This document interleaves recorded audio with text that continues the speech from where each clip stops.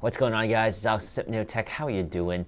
When I'm looking for a watch to accompany me, it has to have a certain thing, certain traits about it that I have to have in that particular watch for me to actually wear it on a daily basis. One of them has to be style. It has to be fashionable in a way where I can wear it with an arrangement of different outfits every single day.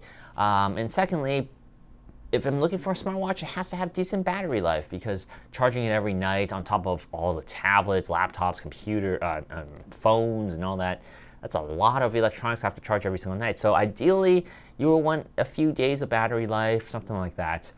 And thirdly, for me, it would be functionality. It needs to give me notifications, push through at least at the minimal, telling me who's calling or who's texting me. So there's certain things that I'm looking for, and those are the three things that are most important to me.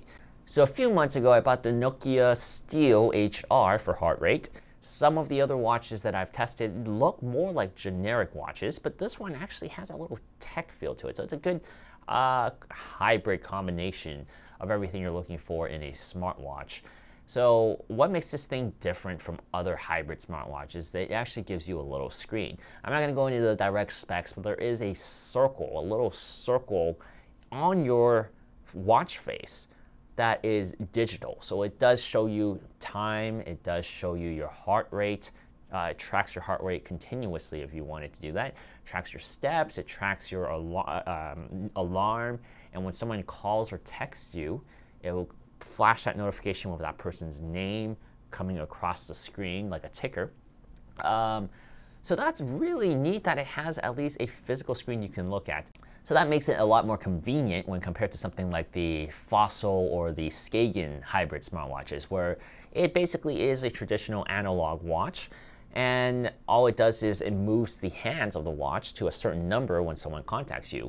So it notifies you if you're calling. You got to remember what each number is assigned to. This one, you can actually read it on the screen, who's calling you or who's texting you. So that is a big advantage. And a secondary thing that is an advantage to that screen is that it lights up. You could see it at nighttime, whereas a traditional analog watch or a Skagen or Fossil one, the dials don't light up, the numbers don't light up. It's basically a traditional watch. So it is difficult to see the time, to read the time at nighttime. This, you will not have a problem. You can read it in direct sunlight. The screen is very good. It has the adaptive brightness in a way too that you can set on your settings. So I do really enjoy that aspect of that screen. However, I do feel like it's one of those products that kind of missed the mark on that, right? There's so much potential.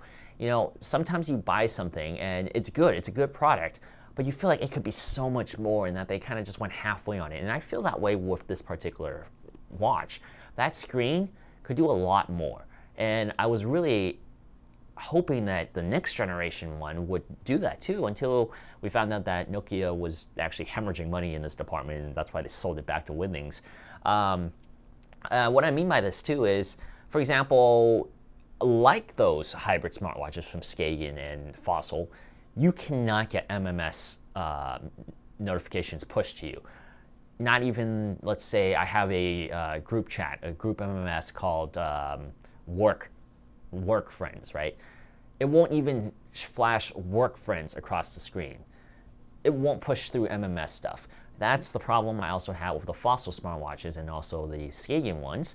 Also, no Gmail notifications. It won't even flash Gmail. It won't flash any of your apps. There's no way you can do that. It's only strictly to SMS and calling. So that is a little bit of a downfall. And honestly, it's not that hard to include that. What I'm saying is I don't need to read the SMS. I don't need to read the Gmail message. I just want to see it say Gmail or Messenger or WhatsApp, even though I don't use that. But if I did, I would just want to see, okay, so I got a notification on that app. I know that's secondary. I don't really need to use that for work, so I'm not going to check that right now. I'll check that later. One of the big benefits of this watch is the battery life. It gets you about 30 to 40 days, more than a month of battery life on this watch, and that is a big win for something like this. And it's even better because it actually charges on a watch cradle like all the other smartwatches do. Unlike the fossil watch, the fossil hybrid watch actually uses a watch battery. So every about 6 months, I have to swap the watch battery in that particular watch. The battery life on this is terrific. It's a great middle ground for both. I get to charge it and leave it at home, the cradle I'm talking about. I can leave the cradle at home. I do like it a lot though. Aesthetically, it's great.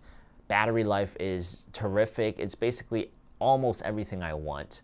And I really do hope that Withings, now that they have acquired all these patents and things back, that they'll refine this and take it to the next step. Because there is that capability, there is that screen, and I do think it's not that difficult to do. Once again, I'm Alex with Hypnotech. Thank you guys so much for watching. Let me know what you guys think of this watch in the comments below. Are you into hybrid smartwatches? Because I've tried out a few right now, and my opinions of it are still mixed. Let me know what watches you want me to check out, and I'll see you guys in the next video. If you like this video, be sure to like, comment, and subscribe. Also, hit the bell button below so that you don't miss a single video in the future. I'll see you guys next time. Bye!